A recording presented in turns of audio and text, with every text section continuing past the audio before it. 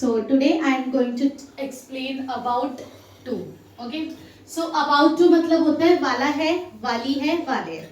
जिस सेंटेंस के पीछे वाला है, जैसे वह जाने वाला है, तो आपको क्या यूज करना है? About to. So about to subject क्या होते हैं? सब्जेक्ट होता है he, she, it, name, I, we, you, they, both, trio, all. जैसे वह पढ़ने वाला है, इसमें सब्जेक्ट क्या है? वह. तुम यहाँ आने वाले हो, उसमें सब्जेक्ट क्या है? तुम. जो पहला वर्ड होता है वो क्या कहलाता है? सब्जेक्ट. और हेल्पिंग वर्ब होती है, इसमें जब वाला है कंडीशन में प्रेजेंट में आएगा तो इज एम आर यूज करना है आपको. वाला था में तो वॉज वर, और वाला होगा तो विल बी. अब वर्ब क्या होती है? इसे वर्ब भी बोलते हैं और एक्शन भी बोलते हैं. जैसे गो, गो मतलब जाना, का मतलब आना. जैसे वह खाना बनाने वाले, तो इसमें काम क्या हो रहा है? बनाना. जिस सेंटेंस के पीछे ना है आता है वो होते हैं वर्ब. वर्ब भी बोलते हैं, इसे एक्शन भी बोलते हैं. ऑब्जेक्ट क्या होता है? जो नॉन लिविंग थिंग्स होती है, जो जीवित नहीं होती, इसे नॉन लिविंग थिंग्स बोलते हैं. Like books, like white board, black board, lunch box, feel. तो फर्स्ट नंबर पे हम सब्जेक्ट लिखेंगे, सेकंड नंबर पे हेल्पिंग वर्ब, थर्ड नंबर पे वर्ब और फोर्थ नंबर पे लिखेंगे ऑब्जेक्ट. जैसे प्रेजेंट में वह काम करने वाला है, तो इसमें ये लड़का है, बॉय है, तो बॉय में क्या लगाना है आपको? ही के साथ क्या आएगा? इसमें इज, क्योंकि वाला है कंडीशन में आपको इज एम आर लगाना है. पास्ट में वाला था की कंडीशन में आपको वॉज वर लगाना है, और फ्यूचर में वाला होगा में विल बी लगाना है. जैसे is am are he, she, it, name के साथ क्या आएगा? इज. आई के साथ एम आता है, और आर आता है we, you, they, both, trio, all.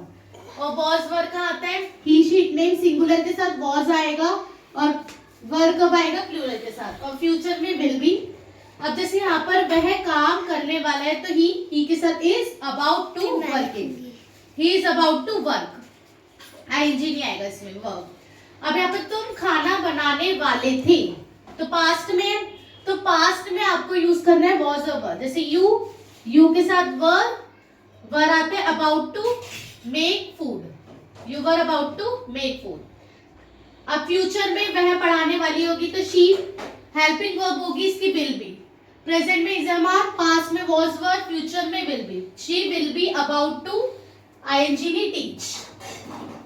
अब तुम सोचने वाले, इस सेंटेंस को बोलते हैं सिंपल सेंटेंस. अब नेगेटिव सेंटेंस, जैसे तुम सोचने वाले नहीं हो, तो you are not about to think.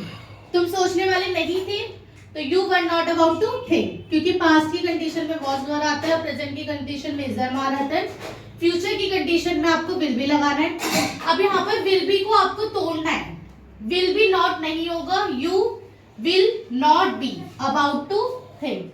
जैसे तुम खाना खाने वाले नहीं होगे, तो you will not be about to eat food.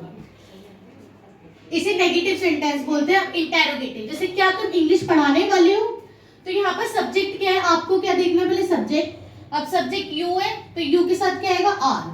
अगर शी होगा तो शी के साथ इज. किसी का भी नाम होगा तो नाम के साथ क्या आएगा? इज. तो आपको पहले सब्जेक्ट देखने पड़ेगा. यू के साथ आर आता है, तो आर यू अबाउट टू पढ़ाने को टीच इंग्लिश. अब यहाँ पे क्या तुम इंग्लिश पढ़ाने वाले थे पास्ट कंडीशन में, तो यू के साथ were. So were you about to teach English. क्या वह क्रिकेट खेलने वाला होगा, तो विल बी को तोड़ना है, बीच में क्या लिखना है आपको? सब्जेक्ट. जैसे विल ही बी वाला है अबाउट टू प्ले. आईएनजी नहीं आएगा. Play cricket. अब क्या वह नहाने वाला है, तो ही के साथ क्या है? इज. तो is he about to take bath. क्या वह नहाने वाला था पास्ट की कंडीशन में, तो वॉज लगा रहे, ही के साथ वॉज आता है, तो was he about to take bath. क्या वह नहाने वाले होंगे, तो विल बी को तोड़ना है आपको. तो यहाँ पर विल शी बी आएगा. विल शी बी, यहाँ पर विल भी नहीं है, तो यहाँ पर बी आएगा. Will she be about to take bath. तो इस कंडीशन में आपको क्या करना है? प्रेजेंट में आपको इज एम आर लगाना है. वाला है की कंडीशन में, वाला था की कंडीशन में वॉज वर लगाना है, और वाला होगा की कंडीशन में विल बी लगाना है. इज कहाँ आता है? सिंगुलर के साथ, और प्लूरल के साथ क्या आता है? Am are. ठीक है.